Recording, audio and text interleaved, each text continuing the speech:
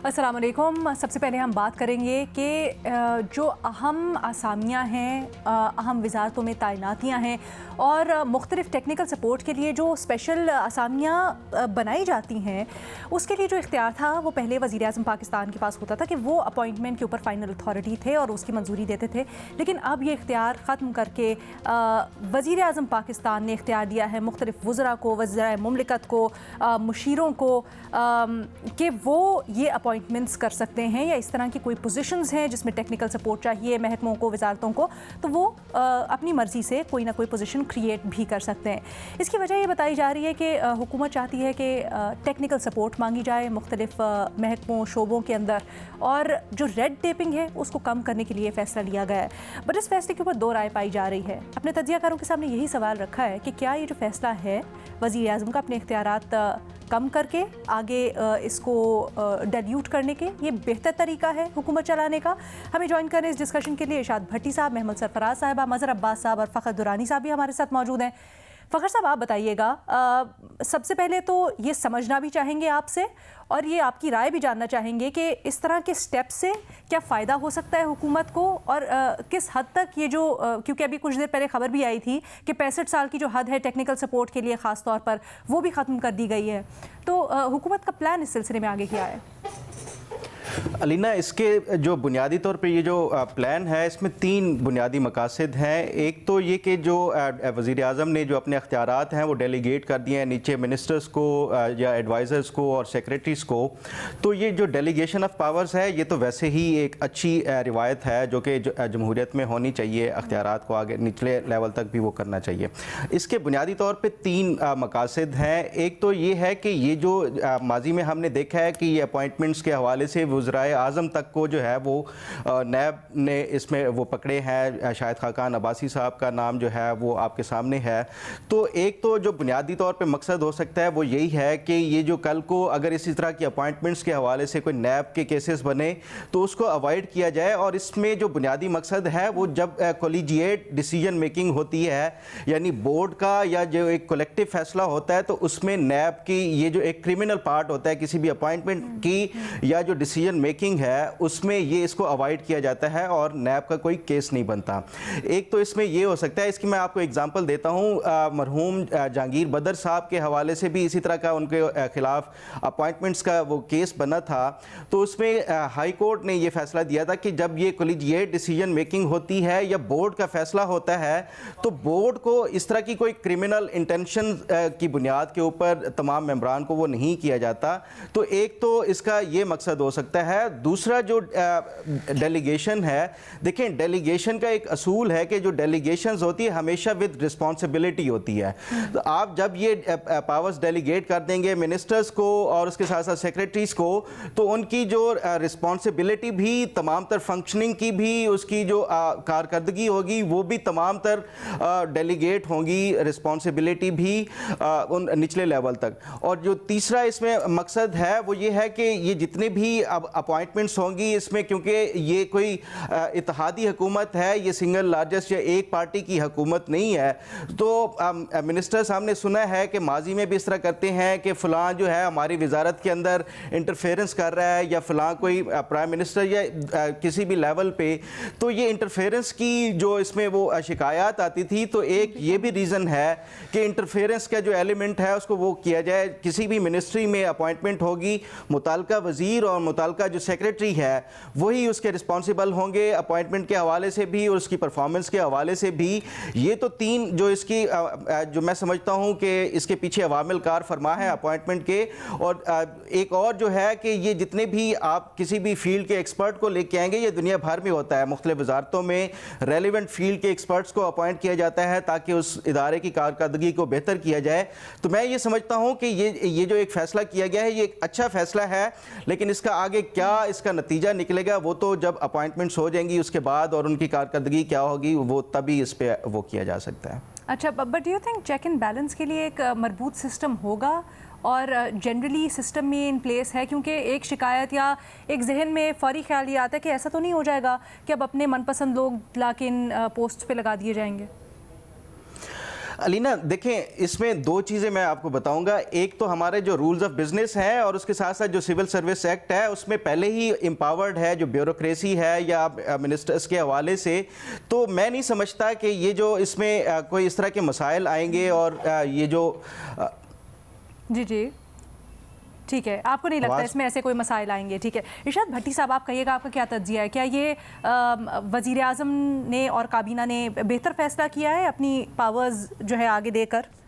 Madam Sheikh, अहम तैनातियाँ, अहम असामियाँ और वज़ीर आज़म का इख्तियार ख़त्म कर दिया गया है। हाँ, लेकिन टेक्निकल एडवाइज़र्स पर इसी में है कि वो वज़ीर आज़म की मंजूरी से होंगे। अब पहले ही बंधी हुई हुकूमत थी और पहले ही नवाज शरीफ साहब कहते हैं हमारी हुकूमत बंधी हुई हुकूमत है और हम इसमें नोज़ल हैं। हालांकि बड़ी इंपॉर्टेंट होती है नोज़ल, किसी भी काम को और की किसी रफ्तार और सिमत को कंट्रोल करना नोज़ल का काम होता है। नोज़ल ना हो तो पंखा नहीं चलता, मशीन नहीं चलती, कुछ भी नहीं चलता। और पहले ही मुस्लिम लीगी कह रहे हैं कि हम तो इतने बेबस हैं कि अपने वज़ीर भी नहीं लगा सकते। लेकिन बहरहाल वज़ीर आज़म का इख्तियार ख़त्म किया है और ये दिया गया है वज़ीरों, मशीरों, वज़राए मुमलकत, सेक्रेटरीज़ के ज़िम्मे और इनके ज़िम्मे लगा दिया गया है। अब ये मुदाखलत का अमल ख़त्म करना हो, नैब से बचना हो या इत्तेहादी हुकूमत का अपनों को लाना हो या अपनों को लाना हो, इसको छोड़कर ये सवाल ये पैदा होता है कि ये ज़रूरत क्यों पेश आई, पहली बात। दूसरी बात, सर्कुलेशन समरी के ज़रिए मंजूरी क्यों? अगली काबीना इजलास में भी हो सकता था, उसके बाद भी हो सकता। तीसरी बात, अभी इससे पहले उम्र की शर्त ख़त्म हुई कि आप 65 साल के, 68 साल के कोई भी लग सकता है। और साथ ये भी बताया गया है कि महंगी कीमत पर यानी ज़्यादा कीमत पर, ज़्यादा पैसों पर, ज़्यादा तनख्वाह पर, ज़्यादा चीज़ों पर ये तैनातियाँ होंगी। तो ये कोई ऐसा तो नहीं है कि कुछ लोगों के लिए या कुछ चेतों के लिए या कुछ मनपसंद लोगों के लिए ये सारा कुछ किया जा रहा है। ये तो सच है और ये हकीकत है कि इस वक्त प्रोफेशनल्स की ज़रूरत है, टेक्निकल लोगों की ज़रूरत है, माहिरीन को आगे आना चाहिए। मगर अपनों को नवाजना, अपनों को लाना, चहेतों को लाना, लाडलों को लाना और या नीचे नीचे सारा कुछ काम करवा लेना, ये अगर हो गया तो ये तो फिर उल्टा हो जाएगा। हमारे यहाँ बहुत अच्छी चीज़ें बनती हैं, कवानीन आप देखें, बड़े खूबसूरत कवानीन बने हुए हैं। आप देखें बड़े खूबसूरत इदारे बने हुए हैं, बड़े अच्छे उनके ज़रिए उनका दायरा कार, मंशूर, उनका विजन और बहुत अच्छे हमारे यहाँ चीज़ें हैं। लेकिन उनका जो इस्तेमाल होता है जब वो सामने चीज़ें आती हैं तो वो अजीबो-गरीब होती हैं।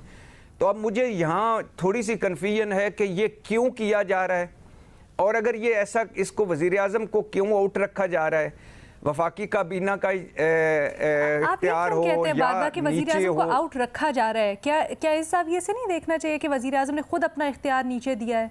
ये तो वज़ीर आज़म साहब बता सकते हैं बेहतर कि उन्होंने इख्तियार जानना चाह रही हूं मैं, क्योंकि लिया है। मैं आपकी राय जानना चाह रही हूं।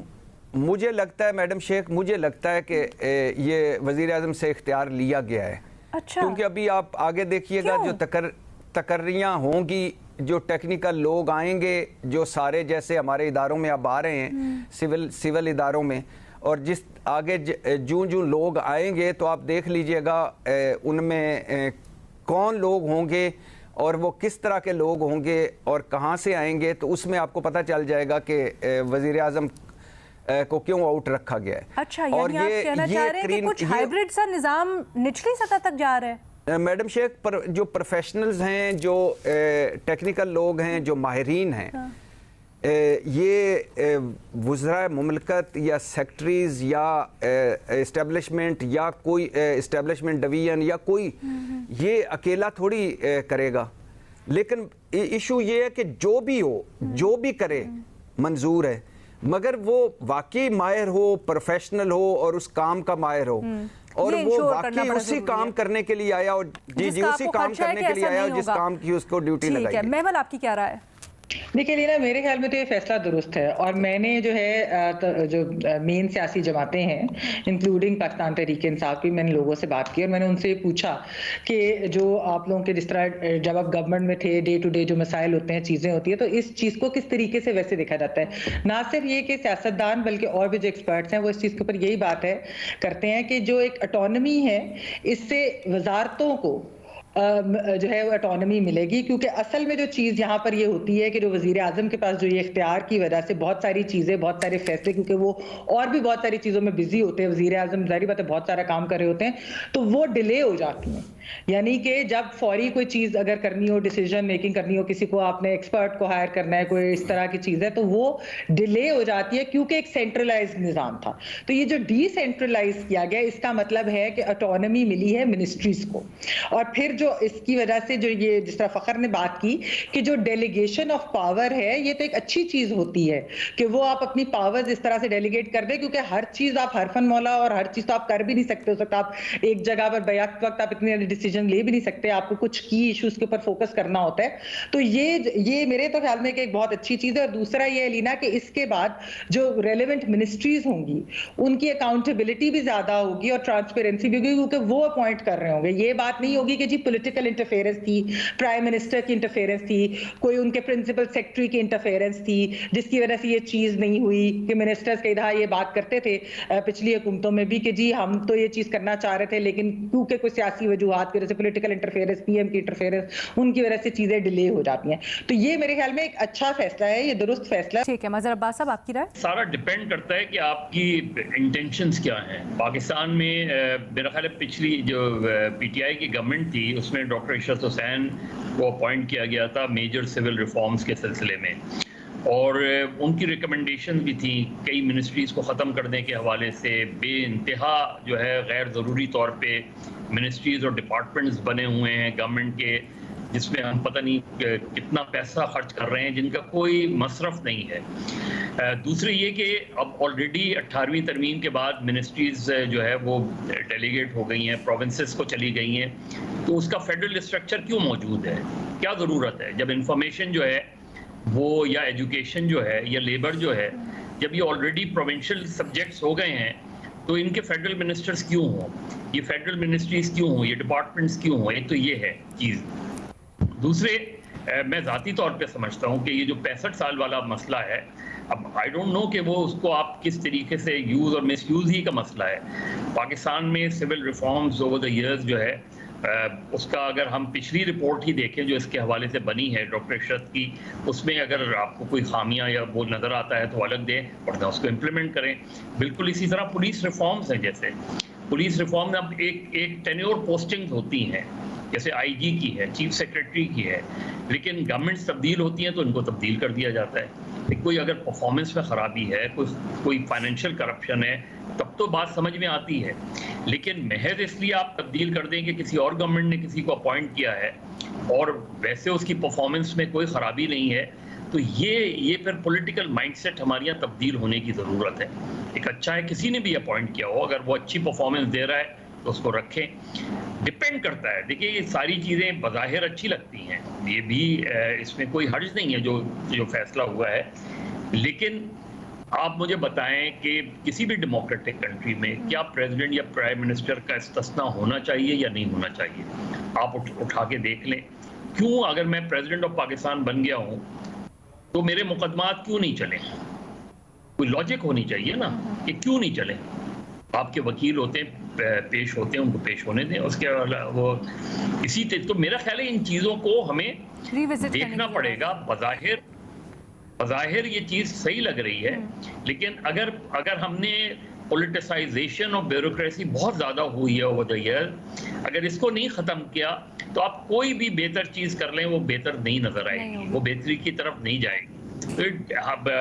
तो हमें देखना पड़ेगा कि अगले 5-6 महीने, साल भर में इन चीज़ों के मुस्बत नताइज आते हैं कि मनफी नताइज आते हैं। एक चीज़ अभी भट्टी साहब ने कही जो मैं फ़खर की तरफ ब्रेक से पहले लेके जाने, फ़खर ये जो भट्टी साहब ने कहा कि बेबस वज़ीर आज़म मज़ीद बेबस हो जाएंगे, इसके ये असरात होंगे, क्या आप इससे अग्री करते हैं?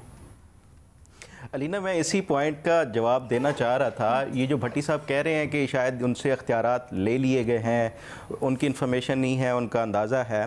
देखें, जो सिविल सर्विस एक्ट है और रूल्स ऑफ बिजनेस है, उसमें ऑलरेडी जो ग्रेड 17 से 19 तक की अपॉइंटमेंट हो, ट्रांसफ़र पोस्टिंग हो, ये सब सेक्रेटरी के पास मुतल्लिका जो है उसके पास पहले ही ये अख्तियारात हैं बाय लॉ। तो मेरा नहीं ख्याल कि ये जो प्राइम मिनिस्टर साहब से अख्तियारात ले लिए गए हों, बल्कि जो इसमें वॉलंटरीली जो बज़ाहिर लग रहा है कि वो उन्होंने अख्तियारात जो है वो डेलीगेट किए हैं, क्योंकि अख्तियारात तो ऑलरेडी सेक्रेटरी के पास पहले ही से थे। और ये जितनी भी इसकी रिस्पॉन्सिबिलिटी भी, जब आप पब्लिक अकाउंट्स कमेटी में इनके हवाले से ये जो फंड्स का वो होता है, तो ये प्रिंसिपल अकाउंटिंग ऑफिसर ही रिस्पॉन्सिबल होता है तमाम तर इन चीज़ों के। तो मेरा ख्याल है कि ये जो निचले लेवल तक उन्होंने अख्तियारात इसलिए किए हैं। सिर्फ साइनिंग अथॉरिटी सॉर्ट ऑफ वजीर आजम के पास थी, लेकिन बाद में जब जवाबदही होती थी तो वो निचली सतह पे सेक्रेटरी जी बिल्कुल प्रिंसिपल अकाउंटिंग ऑफिसर के ऊपर लगाई जाती थी। तो इस वजह से ये एक अच्छा फैसला है कि उन्होंने डेलीगेट कर दिए पावर्स ही कि आप अपॉइंट भी खुद करें और उसमें बाकी भी जो मामलात हैं वो उस हवाले से। चलिए, let's see how this turns out. एक छोटी सी ब्रेक लेते हैं, ब्रेक के बाद वापस आएंगे और अपना दूसरा इशू डिस्कस करेंगे। Welcome back. सवाल ये है कि कौन होगा चेयरमैन पीएसी। मुख्तलिफ नाम फ्लोट कर रहे हैं इस वक्त। पाकिस्तान तहरीक इंसाफ की जानिब से भी मुख्तलिफ नामों के ऊपर गौर किया जा रहा है और कुछ हमारे सामने भी हैं, जैसे हामिद रज़ा का नाम, शेर अफजल मरवत का नाम। लेकिन डिसाइड नहीं हो पाया है कि कौन से नाम के ऊपर इत्तफाक करेगी या फिर जाएगी पाकिस्तान तहरीक इंसाफ। लेकिन ये क्यों है, अभी तक ये ओहदा क्यों डिसाइड नहीं हो रहा है किसके पास जाएगा? क्या ये कन्फ्यूजन है पाकिस्तान तहरीक इंसाफ के अंदर, पार्टी के अंदर, या फिर ये किसी प्लान का हिस्सा है? अपने तज्जियाकारों से यही पूछते हैं। भट्टी साहब, क्या राय है आपकी? मैडम शेख, दो बातों को ज़हन में अगर हम रखें तो इस कन्फ्यूजन या इस बेयकीनी या इस अभी तक फ़ैसला साजी में, बर वक्त फ़ैसला साजी में नाकामी की वजह समझ आती है। पहली बात तो ये है कि इमरान खान जेल में हैं, तहरीक इंसाफ मुख्तलिफ ग्रुपों में है, हर ग्रुप के अपने फेवरेट हैं और हर ग्रुप दूसरे ग्रुप को मशकूक समझता है। और दूसरा ये भी ज़हनों में रहे कि तहरीक इंसाफ की तंजीम साजी और फ़ैसला साजी पहले दिन से ही ऐसी है, एक लगाओ दूसरा हटाओ, दूसरे को फिर लगाओ, पहले को हटाओ, पहले को लगाओ तीसरे को हटाओ, तीसरे को हटाओ पहले को लगाओ। तो ये शुरू से ही है, मरकज़ में हो, पंजाब में हो, केपी में हो। जब इमरान खान हुकूमत में थे आप देख चुके हैं, कोई कहने की सुनने की बात नहीं है। वज़रा, चीफ सेक्रेटरीज़, आईजीज़, पार्टी ओहदेदार और वगैरह वगैरह। इस बार जब अब तो बड़े उन पे एक ख़ास टाइम है, मखसूस टाइम है, 28 साल तहरीक इंसाफ मुश्किल में है, आजमाइश में है और मुसलसल मुश्किल में है, मुसलसल आजमाइश में है। तो वज़ीर आला केपी का मामला हो, अली अमीन गंडापुर किस तरह बने, एक लंबी कहानी है। अपोजिशन लीडर उमर अयूब का मामला हो, किस तरह कितने लोग थे, उमर अयूब कैसे बने, एक लंबी कहानी है। एक मरतबा एक वक्त आया था जब इमरान खान के जानशीन का फ़ैसला किया जा रहा था कि अगर खुदा न खास्ता कुछ हुआ तो कौन होगा, तो वो भी एक लंबी कहानी है। अलीमा खान, बुशरा बीबी और फिर आगे शाह महमूद कुरैशी, परवेज़ इलाही वगैरह वगैरह लंबी। तो ये एक है। यहाँ इमरान खान साहब ने एक फ़ैसला किया था इस मामले में कि उमर अयूब, फाइनली फ़ैसला किया कि उमर अयूब हमारे अपोजिशन लीडर होंगे, शेर अफजल मरवत हमारे पब्लिक अकाउंट कमेटी के चेयरमैन होंगे। हुकूमत के अपने प्लान्स थे, वो पहले बिलावल भुट्टो को अपोजिशन लीडर बनाना चाहती थी, लेकिन उसमें हुकूमत के अपने लोगों ने और इत्तेहादियों ने कहा कि ये ज़्यादा अरसा नहीं चलेगा। हो सकता है अगले स्टेप में पीपल्स पार्टी आ जाए हुकूमत में, बाकायदा तौर पर वज़रा वज़ीर भी हों, तो फिर नहीं चलेगा। फिर तहरीक इंसाफ की तरफ मुड़े और उमर अयूब को कहा गया कि वो बने। अब जब शेर अफजल मरवत का आया तो स्पीकर कौमी असम्बली ने बुलाया तहरीक इंसाफ को और कहा कि इनको हम नहीं बनाना चाहते, आप असद कैसर को बना लें या किसी और संजीदा आदमी का नाम दें। उस पर फिर इमरान खान को बताया गया है। तो अब असद कैसर तो गालबन नहीं होंगे, लेकिन बाकियों में से कोई एक हो सकता है। और ज़्यादातर अब इस सारे क्यास राइयाँ कर रहे हैं کیونکہ عمران خان صاحب سے اب آج بھی ملاقات ہوئی ہے, کل بھی ہونی ہے, تو اس میں فیصلہ ہو جائے گا. لیکن بہرحال یہ تحریک انصاف کی ایک روایت ہے, تحریک انصاف کی ایک اسی طرح کی سیاست اور اسی طرح کی فیصلہ سازی ہوتی ہے. آپ کو کیا لگتا ہے, اندازہ کیا ہے آپ کا؟ ویسے بھی قیدی نمبر 805 ہیں آپ, تو یہ بتائیں کہ کس کا زیادہ امکان ہے؟ یہ جو باقی نام آپ کہہ رہے ہیں, شیر افضل تو بالکل آؤٹ آف دا ریس ہیں, دونوں ناموں میں سے یا کوئی تیسرا نام بھی ہو سکتا ہے. اچھا جی, بھٹی صاحب کو ہماری آواز نہیں جا رہی, کچھ ٹیکنیکل وجہ ہے, ہم دوبارہ بھٹی صاحب کے پاس آئیں گے. میں آپ کی رائے جاننا چاہوں گی, کنفیوژن ہے یا پلاننگ کے تحت یہ سارا کچھ ہو رہا ہے؟ لینا دیکھیں, پی ٹی آئی جو ہے نا, اگر پلان کے تحت بھی کچھ کرتی ہے نا تو وہ بھی کنفیوژن ہی پھیلاتی ہے, لیکن یہ مجھے ایکچولی جینوئنلی ایک کنفیوژن کا معاملہ لگتا ہے. اس کے اندر کنفیوژن کے علاوہ ایکچولی جو بہت بڑی چیز ہے وہ ہے انٹرنل پالیٹکس پارٹی کی. آپ کو شاید یاد ہوگا کہ ربیہ خان صاحبہ کے ساتھ ایک پوڈ کاسٹ کی تھی شیر افضل مروت میں, جس میں ان سے یہ پی ایس سی کے بارے میں پوچھا گیا تھا, تو انہوں نے یہ کہا تھا کہ میری اپنی پارٹی چاہتی ہے کہ میں پی ایس سی کا چیئرمین نہ بنوں, اور یہ ایک اندرونی سازش ہے, یعنی یہ حکومت کی طرف سے نہیں ہے, میری اپنی پارٹی کے اندر. اور یہ بات علینا درست بھی ہے. آپ اگر پی ٹی آئی کے اندر گروپنگز دیکھیں, آپ چیزیں دیکھیں, شیر افضل مروت جو ہیں وہ ایک کراؤڈ پولر ہیں, وہ لائم لائٹ میں آ جاتے ہیں, وہ اس طرح کی ان کی کنٹروورسیز بھی ہوتی ہیں, چیزیں بھی ہوتی ہیں, جس طرح کی بات کرتے ہیں تو وہ ایک لائم لائٹ میں آتے ہیں, کراؤڈ پولر بھی ہیں, تو اس سے بالکل انسیکیورٹیز بھی دوسرے لیڈرز جو ہیں پارٹی کے اندر ان کے اندر بڑھتی ہے. خاص طور پہ آپ دیکھیں نا, خان صاحب تو اس وقت جیل میں ہیں, تو ایک لیڈرشپ کا تو آلریڈی پی ٹی آئی کے اندر ویکیوم ہے, تو کون زیادہ لائم لائٹ لے جاتا ہے, کون وہ چیز لے جاتا ہے, تو اس سے بھی ایک جو انسیکیورٹیز اور پھر وہی کہ جو اندرونی سازش وہ ہوتی ہے. پھر خان صاحب کو جا کر کہا بھی جاتا ہے, ان کو بتایا بھی جاتا ہے, ان کے مطلب سازشیں بھی, ان کے کام بھی بھرے جاتے ہیں, ان کو بتایا جاتا ہے کہ یہ نہ کریں. وہ جو بات ابھی بھٹی صاحب بھی کر رہے تھے کہ جی کسی سیریس کو لاتے ہیں, بالکل یہ پی ٹی آئی میں ایک یہ ہے کہ جی وہ جا کر اس طرح کی باتیں بھی کر رہے ہیں کہ جی کسی سیریس کو ہونا چاہیے, ان کو کیوں لا رہے ہیں, یہ تو وہ ایجیٹیشن والے. تو یہ ایک چیز ہے, جینوئن کنفیوژن ہے, لیکن بیکاز آف انٹرنل پالیٹکس, یہ پی ٹی آئی کی اپنی انٹرنل پالیٹکس کی وجہ سے یہ کنفیوژن جو ہے وہ بنائی گئی. ورنہ خان صاحب نے رپورٹرز کو نام تو مروت صاحب کا کنفرم کیا تھا پہلے, تو ایسا بھی نہیں ہے کہ ان کا نام نہیں دیا گیا. اچھا, از دس نارمل فار اے جمہوری پارٹی؟ کیونکہ ہم جب جنرلی موازنہ کرتے پاکستان میں سیاسی جماعتوں کا, تو ہمیشہ یہ تنقید آتی ہے کہ باقی دونوں جو سیاسی جماعتیں ہیں, کیونکہ وہاں پر جو قیادت ہے وہ ڈیسیجنز لیتی ہے زیادہ تر, اس طرح سے جمہوریت نہیں ہے, تو یہاں پر چیزیں مختلف ہوتی ہیں. پاکستان تحریک انصاف کے اندر کیا یہ اب ہم وہی دیکھ رہے ہیں, یا پھر یہ بھی مسئلہ یہ ہے کہ قیادت کیونکہ وہیں سے ڈیسیجن ہوتا ہے اور وہ پابند سلاسل ہے, تو وہاں سے ڈیسائیڈ نہیں ہو پا رہا؟ دیکھیں علینا, اس کے اندر جو میں نے کنفیوژن کی بات کی نا, میں کہہ رہی ہوں کہ یہ کیونکہ ایک لیڈرشپ ویکیوم ہے, خان صاحب باہر نہیں ہے, وہ جیل کے اندر ہیں, تو ایک تو ہر وقت کوئی ریگولر ملاقات یا فریکوینٹ ملاقات تو ہوتی نہیں ہے. پھر جب ہوتی ہے اس میں ایک ڈیسیجن لی جاتی ہے, یہ بھی اس میں بھی ایک کنفیوژن کریٹ کی جاتی ہے کہ اس کو جا کے دوسری, جس طرح آپ نے دیکھا تھا کہ جب ایم ڈبلیو ایم کو کے پاس جانا تھا یا ایس آئی سی کے ساتھ کرنا تھا, اس کے معاملے کے اوپر بھی ہم نے دیکھی ایک چیز کہ کس طریقے سے فیصلے تبدیل ہوئے, کس وجہ سے ہوئے, وہ تو پھر ان کے اپنے لیڈرز نے بھی آ کر. اچھا, بھٹی صاحب سے ہمارا رابطہ منقطع ہو گیا تھا. بھٹی صاحب سے میں پوچھنا چاہتی ہوں کہ سر بڑی اندر کی خبریں بھی ہوتی ہیں آپ کے پاس, اندازے بھی آپ کے بڑے ایکوریٹ ثابت ہوتے ہیں. شیر افضل مروت صاحب کو تو آپ نے دوڑ سے نکال دیا ہے, لیکن یہ بتائیں کہ دونوں حامدز میں سے کسی کا پھر چانس ہے آپ کے اندازے کے مطابق, یا پھر آپ سمجھتے ہیں کہ کوئی تیسرا ہے جس کا نام آ سکتا ہے, اور کتنے دن میں آ جائے گا یہ نام؟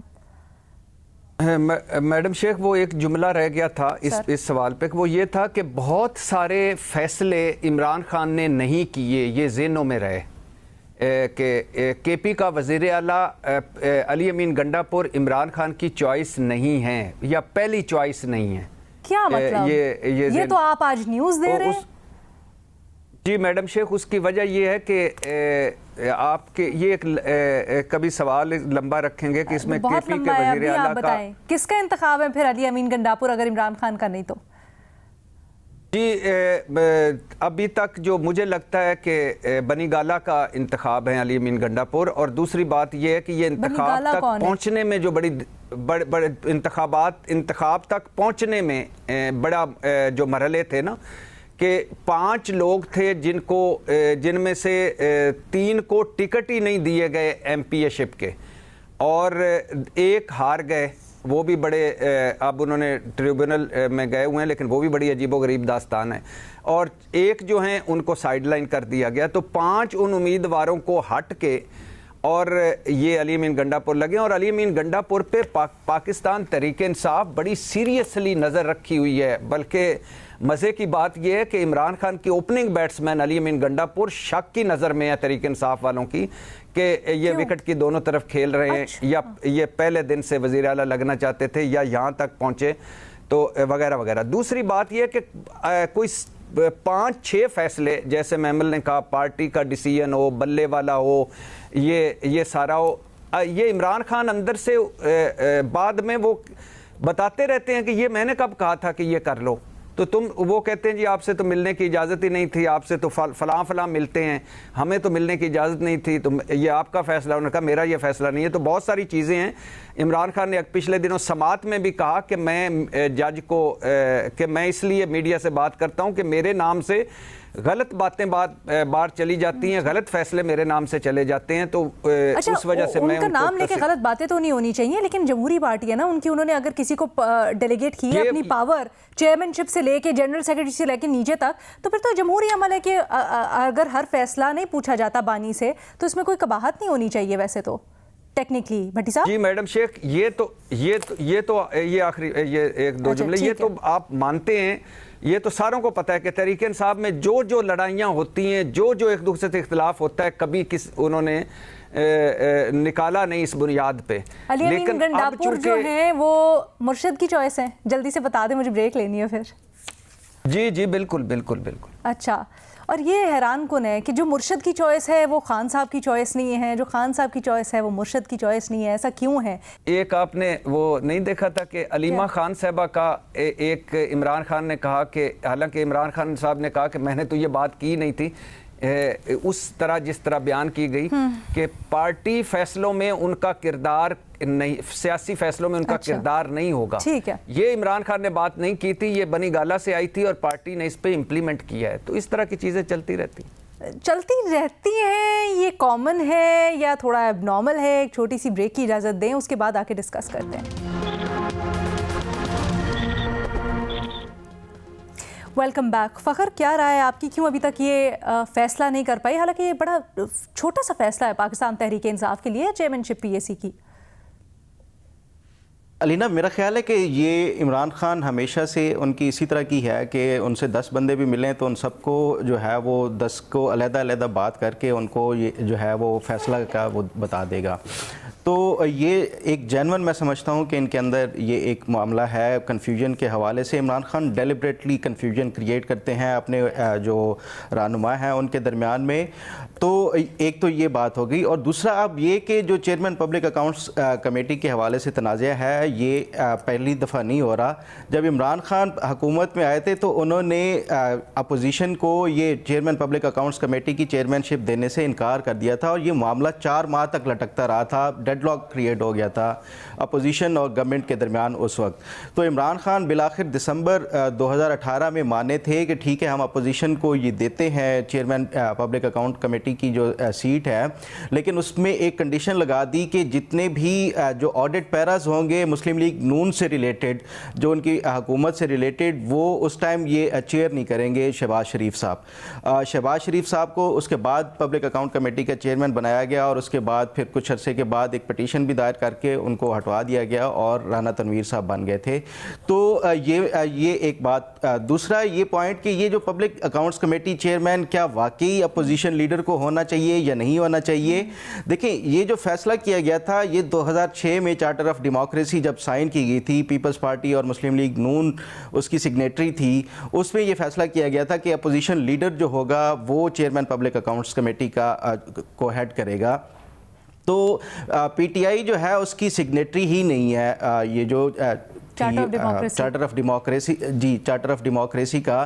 تو اس لحاظ سے دیکھا جائے تو جو پی ایس سی کی چیئرمین شپ ان کو دی جائے یا نہ دی جائے یہ ثوابدید ہے اسپیکر قومی اسمبلی کی، لیکن اب یہ کہ کیا واقعی پی ٹی آئی کو یہ ڈیزرو کرتی ہے بطور اپوزیشن پارٹی کے، تو کیونکہ عمران خان نے بھی اپوزیشن کی جماعت کو یہ چیئرمین کی دی تھی تو یہ پی ٹی آئی کو بھی دی جانی چاہیے۔ اب سوال یہ ہے کہ کیا اس میں جو ہے کس کو لگانا چاہیے؟ ये हामिद रज़ा साहब को लगाना चाहिए या मरवत साहब को लगाना चाहिए। देखें, जो पब्लिक अकाउंट कमेटी में आपको पूरे जो वफाक की ब्यूरोक्रेसी है उससे डील करना होता है, उससे हैंडल करना होता है, उसके लिए तजर्बा लाजमी है। एक एक्सपीरियंस पार्लियामेंटेरियन जब तक इसको वो नहीं करेगा तो वो उसको ब्यूरोक्रेसी भी सीरियसली नहीं लेती।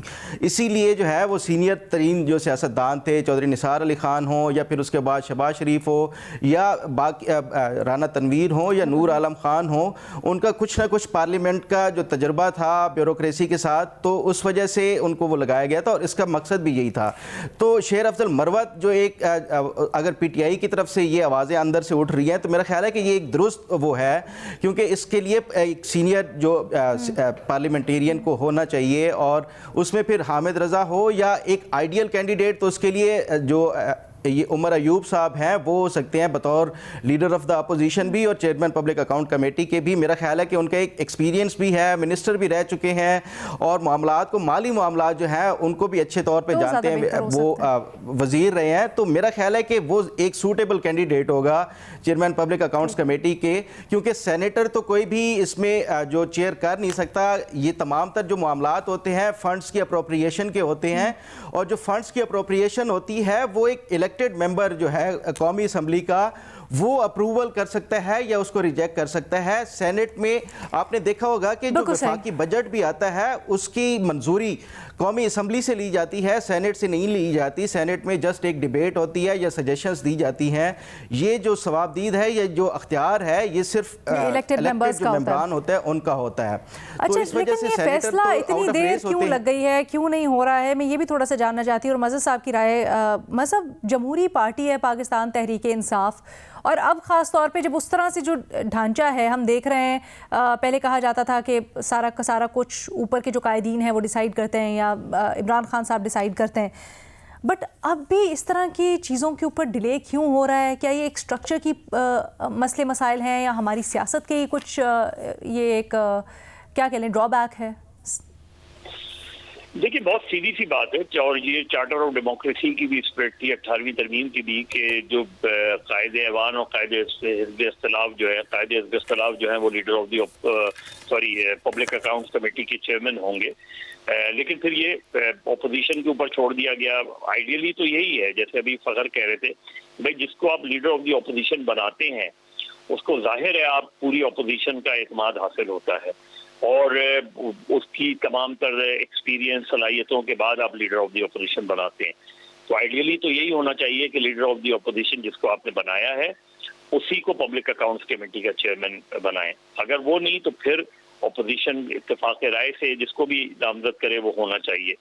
जो तहरीक इंसाफ में मुझे लग रहा है कि ऐसा लगता है कि वैसे तो बैरिस्टर गौहर चेयरमैन है लेकिन उनके पास कोई भी इख्तियार नहीं नजर आ रहा। वैसे पब्लिक आप पीटीआई में सेंट्रल एग्जीक्यूटिव कमेटी है, चलें बानी चेयरमैन जो हैं वो जेल में हैं, शाह महमूद कुरैशी जेल में हैं, चौधरी परवेज इलाही नहीं है, हालांकि वो भी प्रेसिडेंट का जो ओहदा है वो सिंबॉलिक ही है तहरीक इंसाफ में। मेरा ख्याल है जो हमारी सियासी जमातें हैं उनको अगेन फिर मैं कहूँगा कि डेमोक्रेटिक तरीके अडॉप्ट करने चाहिए और वो यही होता है कि अगर फर्ज कर लें लीडर नहीं है तो जो उसके नंबर 2 होता है उसके पास ये पावर्स होती हैं। असल पावर होती है सेंट्रल कमेटी के पास, और सेंट्रल कमेटी फैसला करे, पीटीआई की सेंट्रल एग्जीक्यूटिव कमेटी फैसला करे, ये एडहॉक कमेटी, ये कोर कमेटी जो हमारी सियासी जमातें बना लेती हैं, ये दरअसल उनके अपने पार्टी आइन की खिलाफ वर्जियां होती हैं। लिहाजा पार्टी की जो सेंट्रल एग्जीक्यूटिव कमेटी है वो फैसला करे और बानी चेयरमैन को उसे मानना चाहिए। ये नहीं है कि बानी चेयरमैन के पास कोई लेकर जाए और वो जब आपने डेलीगेट कर दी अपनी पावर, आपने एक किसी स्टाफ को अपने पीटीआई के उनको अपॉइंट कर दिया आपने एज चेयरमैन, तो फिर आपको उस पर एतमाद होना चाहिए। फिर ये यहाँ ये लग रहा है एतमाद सादी नहीं है, यहाँ एक दूसरे के खिलाफ लॉबिंग होती है, इंट्रीग्स होती हैं और उसी का शिकार हो रही है। तो अपोजिशन अपना नुकसान खुद कर रही है ये कंफ्यूजन क्रिएट करके। आप एक फैसला करें और उस फैसले को स्पीकर को भेजें लिखकर कि जी ये हमारे लीडर ऑफ द अपोजिशन होंगे। अगर स्पीकर की तरफ से कोई चीज आती है तब जो अपोजिशन जो है वो उस पर एतराज भी कर सकती है और स्टैंड भी ले सकती है कि नहीं हमारे नॉमिनेटेड ये हैं। लेकिन जब पीटीआई की तरफ से 4 नाम आएंगे, 5 नाम आएंगे, تو اس کا مطلب ہے کنفیوژن پی ٹی آئی یا اپوزیشن پھیلا رہی ہے، اور یہ آپ کے مطابق ہی ان کو فائدہ بالکل بھی نہیں دے رہا ہے سیاسی طور پر. تو جی آج کے لیے اتنا ہی، اجازت دیں، اللہ حافظ.